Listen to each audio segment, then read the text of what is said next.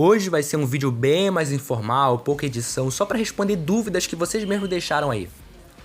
Quais magos poderiam derrotar servos no X1? Cara, isso é muito ocasional. Tem servos que são mais fracos, que é muito mais fácil de um mago poderoso derrotar. Agora tem servos muito poderosos que mago nenhum derrota, então depende do servo, depende do mago. Porque as beasts são um bando de waifus. Nem todas, tá? O Goetia não é waifu. Sei lá, cara, eu acho que é porque vende, eles resolvem deixar aquelas garotas mais bonitas e tal, acho que atrai mais público, alguma coisa assim. Se o catalisador da Arin era o pingente que ela usa pra reviver o Shirou, né, e por conta disso o Emiar Archer apareceu, quer dizer que ela fez o ritual na mais pura fé, achando que havia algum servo bom? Pra começar, que o Emiar é um servo bom, então o servo bom veio. E sim, ela achou que havia um Saber, né? Ela queria um Saber, mas o pingente, enfim, serviu de catalisador pra invocar o Archer. Por que a Nero Beast, na forma final do FGO, tem um design diferente da versão arcade? Ah, cara, só quiseram pôr um design diferente mesmo, não imagino que tenha algum motivo especial por trás disso. Arcoade derrotaria a ORT?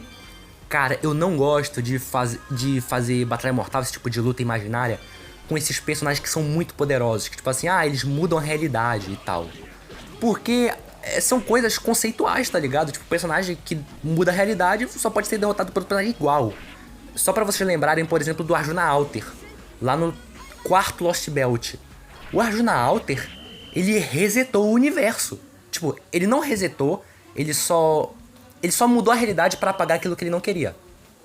O que ainda é muita coisa, tipo, caraca, como é que o cara simplesmente muda a realidade pra tirar as coisas que ele não quer, velho? Tipo, a única maneira de fugir dele era indo pra outras dimensões, então, esses servos assim que é muita apelação, cara, eu nem gosto de comentar, porque eles só são derrotados por outros servos igualmente apelões.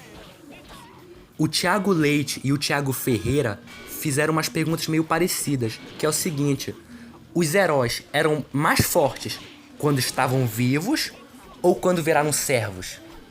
E depende do servo. Quer ver? Eu vou dar um exemplo de um que era mais fraco em vida. Nikola Tesla. Nikola Tesla, ele era só um cientista, que no mundo de Fate ele era um super cientista e tal, né? Tinha uns bagulho diferente.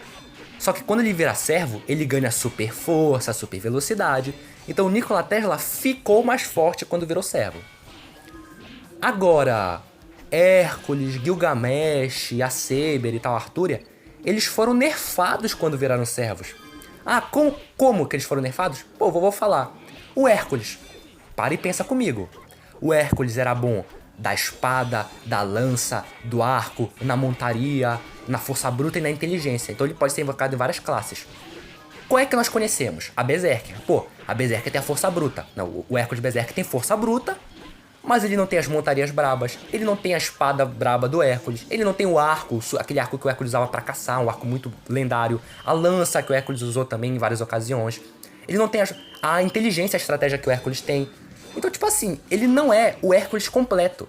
Então você pode deduzir que o Hércules completo em vida, que tinha várias armas e várias estratégias diferentes, ele era mais forte.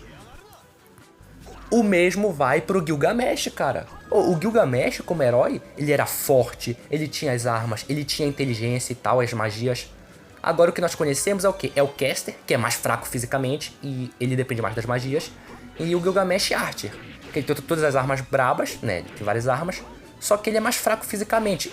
O Gilgamesh Archer, né? Como servo invocado, ele tem sua força física reduzida. Tanto que, pô, ele perde pro Shirou lá naquela ocasião. Mas se fosse o Gilgamesh em vida, porra, com a força que ele tinha em vida, nunca queria perder.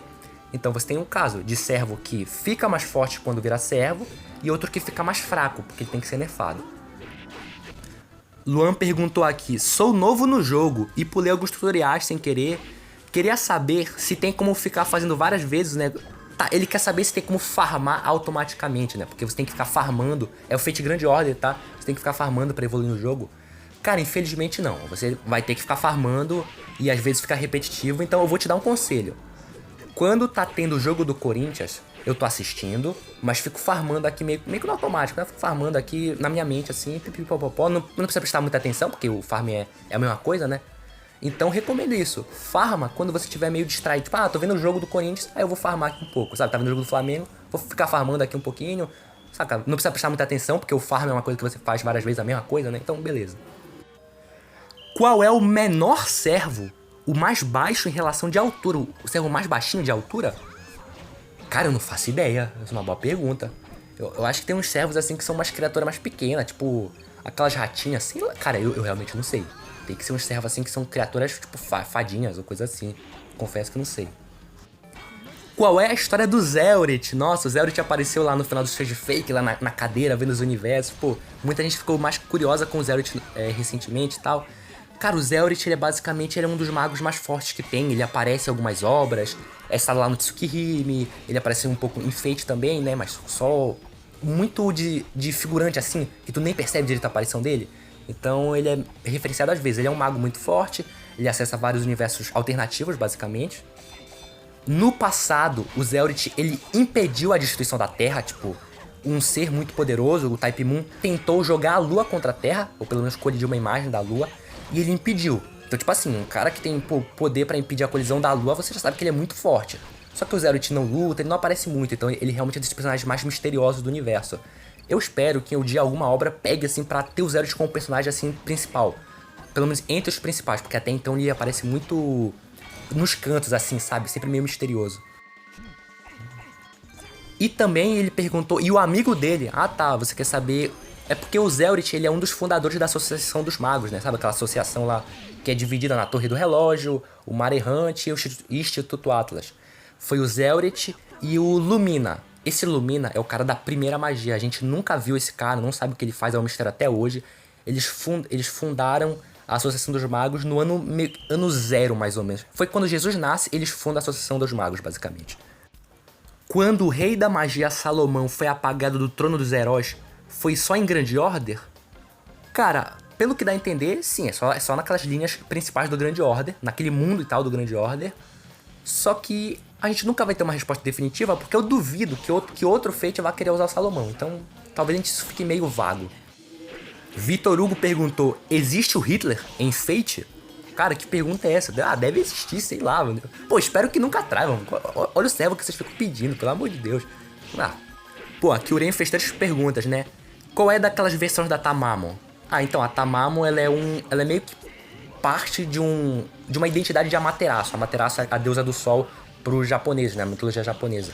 E ela é meio que parte de Amaterasu, então ela não tem todos os poderes e tal. E ela também pode representar a raposa de 9 caudas, que também faz parte da mitologia japonesa, o folclore deles lá, né? Como Muramasa entrou... Que isso, cara? Olha o palavreado de vocês. Entrou no corpo do Shirou. Cara, o Shirou só tá servindo de receptáculo pro Muramasa.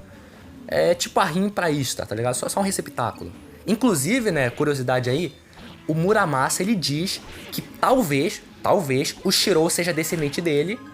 Ou seja, né, o Shirou pode ser descendente de um dos maiores ferreiros de todo o Japão, o que poderia explicar o porquê o Shirou é tão bom projetando espadas e tudo mais. Ele poderia ter uma linhagem forte.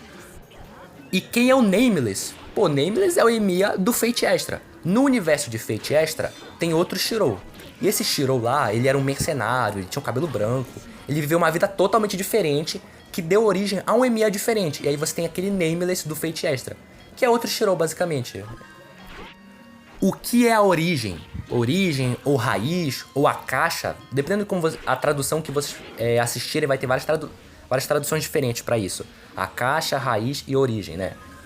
É basicamente a origem de tudo, assim. Não é uma coisa que o Naso criou, não, tá? Esse conceito de Akasha ou Akashic Records, isso já existe na fantasia, sabe? Obras de fantasia, algumas obras mitológicas, assim, já usam esse conceito. O Naso não inventou, mas ele tá usando aqui na obra dele pra dizer que, pô, é a origem de tudo. Quando você alcança essa origem, você entra num poder inimaginável. E algumas pessoas alcançaram a origem. Tipo o Zelrit, por isso que ele é tão apelão e acessa mundos alternativos. Os magos, por exemplo, lá no Fate Zero, o pai da Rin, ele quer alcançar a origem. Porque, pô, se ele alcançar a origem, ele vai ser um cara muito brabo. E é basicamente por isso que vários magos querem alcançar essa origem. É basicamente a fonte de tudo, ou coisa assim. O que é o ORT? Cara, então, Fate tem vários seres de fora que são poderosos, afetam a realidade e tal. Eles são meio que considerados deuses estrangeiros ou coisas assim. E dificilmente o Naso vai ficar usando eles, tá? Porque, pô, há poucas vezes que a gente viu um desses deuses estrangeiros foi tipo o Caos. O Caos, pra quem não sabe, ele é o deus primordial da mitologia grega. Então o Caos da mitologia grega, ele aparece, Só que ele é muito poderoso, só de ele existir, ele podia destruir a Terra. Eles nem. Cara, eles não conseguem encostar no caos. Tudo que eles podem fazer é abrir um buraco pra pôr o caos em outra dimensão. O caos poderia voltar? Pode, porque ele afeta a realidade. Só que, como o caos, ele meio que. Ele não tem uma consciência, ou ele tem. É muito vago. São tipo seres transcendentais que a gente não sabe o que eles estão pensando. Então, não dá pra saber se ele quer dominar a Terra, se ele quer destruir. É só um ser assim muito assustador e poderoso. Então dificilmente o Naso vai estar usando esses seres, cara, porque, cara, não dá pra derrotar eles. Só se tu, meu Deus, puxar outro deus absurdo. Então, por hoje foi isso. Respondi umas poucas dúvidas aí. Vou fazer outras postagens. Espero que vocês mandem mais dúvidas, tá? Esses vídeos aqui são mais simples, são mais informais, mas eu espero que eles deem certo.